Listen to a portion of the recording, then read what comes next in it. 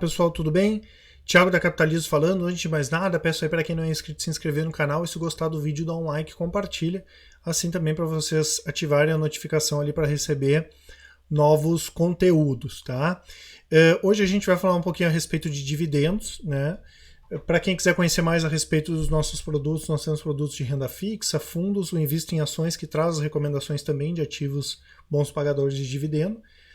Nosso produto de carteiras, que vem o renda fixa, fundos e o Invista em Ações, lembrando que o Top Fundos também vem fundos imobiliários, e o Full Trader, que é o nosso produto de recomendações de curto prazo, e para quem quer especular e fazer montagem de carteira, o Capitalizo completo, que engloba todos os outros produtos, tá? Vou deixar aqui também a parte dos relatórios grátis, o link vai estar aqui na descrição.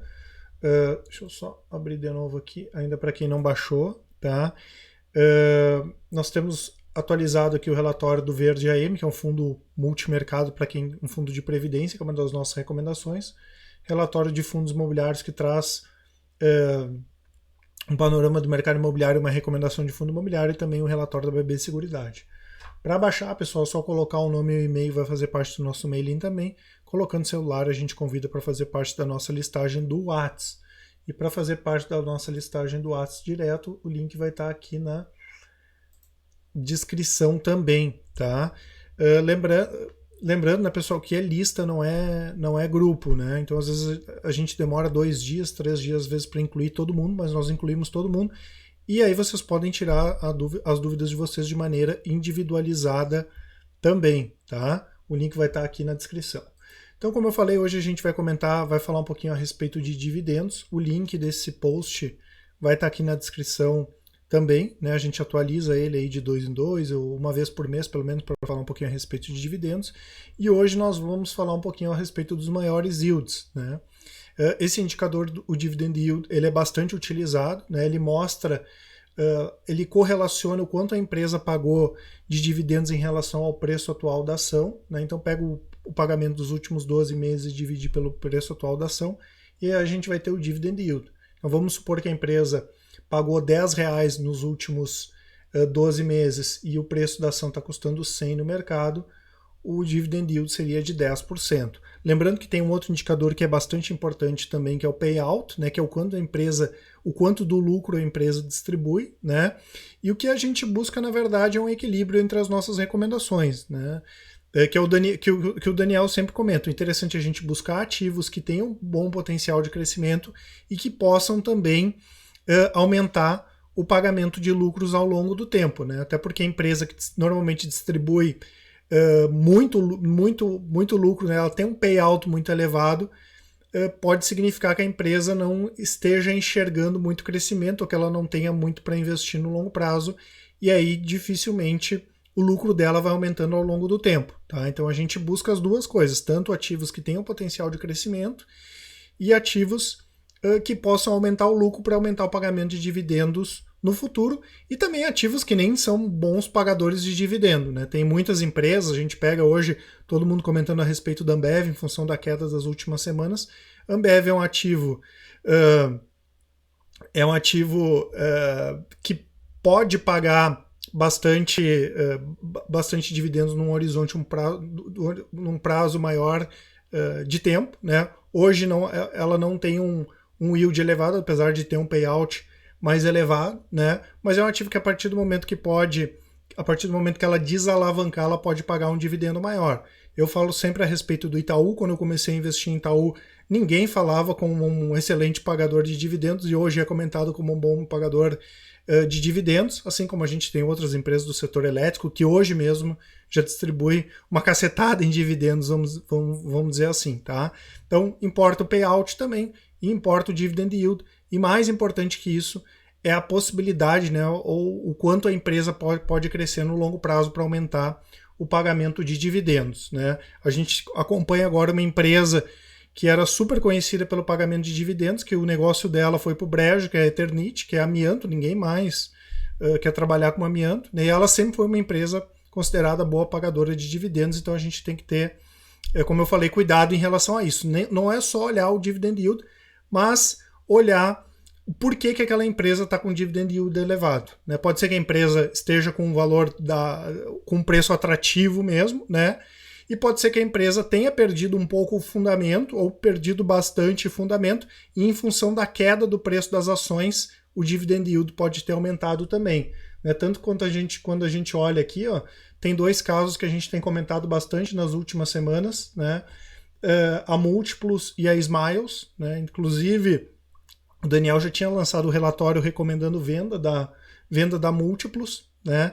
A empresa, ela é uma empresa rentável, é uma boa distribuidora de dividendos, mas se perdeu o fundamento. A Latam não quer continuar com o contrato com o contrato com a Múltiplos, né?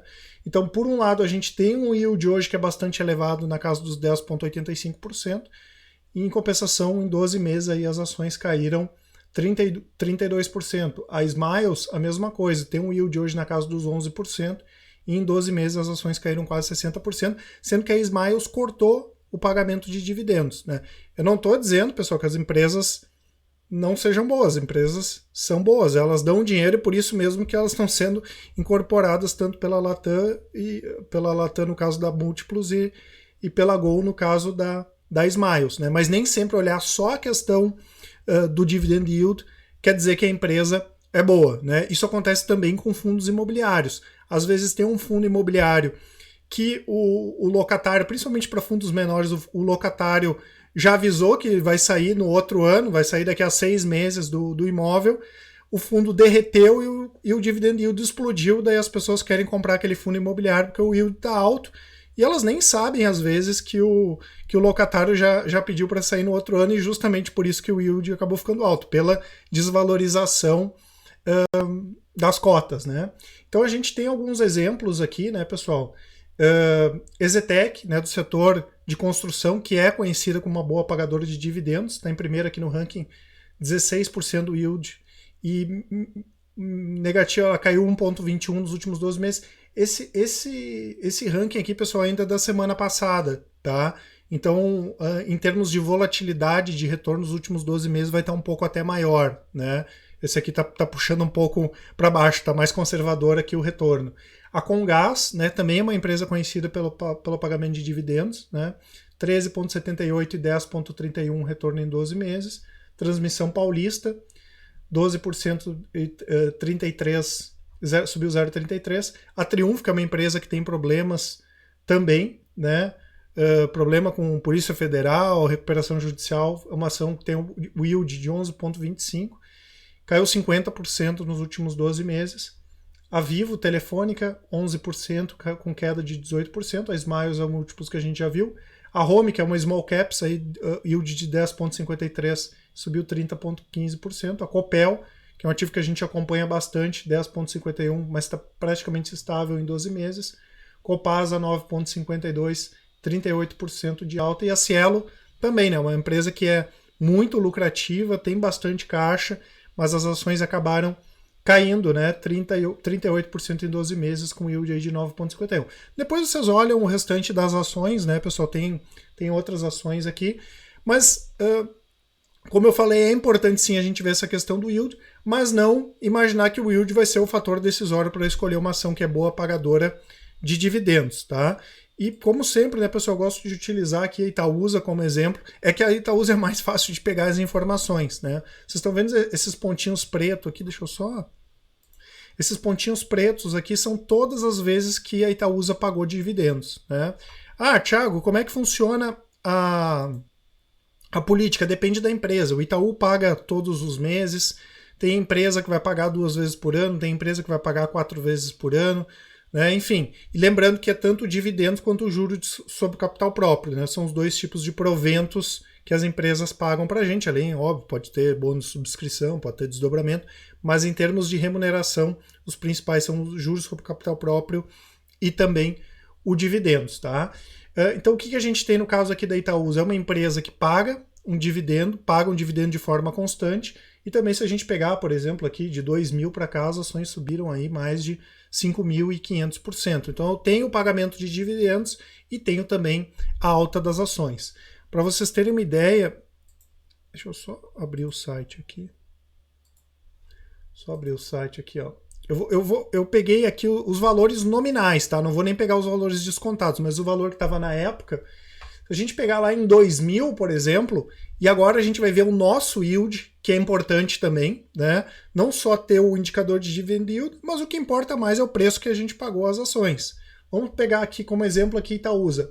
Lá em 2000, pessoal, 18 anos atrás, quem quiser, pessoal, pode entrar no site da Itaúsa e simular com outros prazos. Eu quero pegar um prazo alongado, porque muita gente quer fazer previdência privada em ações e lá na frente conseguir viver de dividendos, né? Eu acho que quase todo mundo espera isso. Então, lá em 2000, pessoal, no final de 2000, cada ação... deixa eu pegar o preço de fechamento aqui. R$1,93. Vou puxar o preço para cima ainda. Aqui, ó, R$1,93. Tá? A informação da própria empresa, o valor nominal lá em 2000. Tá? Se pegar os dividendos aqui, quanto que a Itaúsa pagou em dividendos o ano passado? Ó, 88 centavos. Né? Então tem gente que diz assim, pô, mas a Itaúsa paga pouco, é centavos. Né? Mas vamos imaginar quem pagou R$1. Quanto que eu falei? R$1,93. Se eu dividir aqui esses 88 centavos... Opa! Deixa eu botar aqui.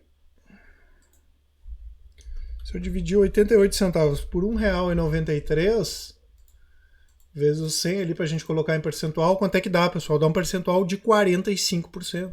Então, o yield de quem comprou ações da Itaúsa há 18 anos atrás é hoje de 45%.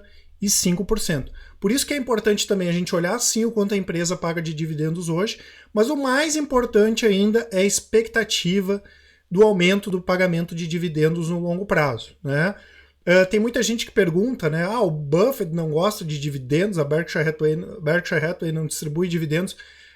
As nossas recomendações são ao contrário. A gente busca sim no longo prazo, é importante sim o investidor ver a cor do dinheiro também. Né? Então é importante sim que tem a perspectiva do aumento de lucro e que a empresa distribui dividendos. Lembrando que aqui no Brasil, pela lei das SA, né, as empresas têm que distribuir pelo menos 25% do lucro. Né? Pode até não distribuir, se tiver prejuízo, né, não tem que distribuir, mas é praxe, né, pelo menos 25%, e aí a política também vai depender de cada empresa e vai depender da necessidade da empresa de utilizar aquele valor ou não. Quanto menos necessidade ela tem de fazer investimentos no médio e no curto prazo, mais dividendos ela tende a distribuir. Tá certo, pessoal? Isso que eu queria passar hoje para vocês de dividendos. Caso vocês tenham alguma dúvida, podem colocar direto no WhatsApp, pode colocar aqui nos comentários que a gente vai respondendo todo mundo, tá certo? Um grande abraço e até mais.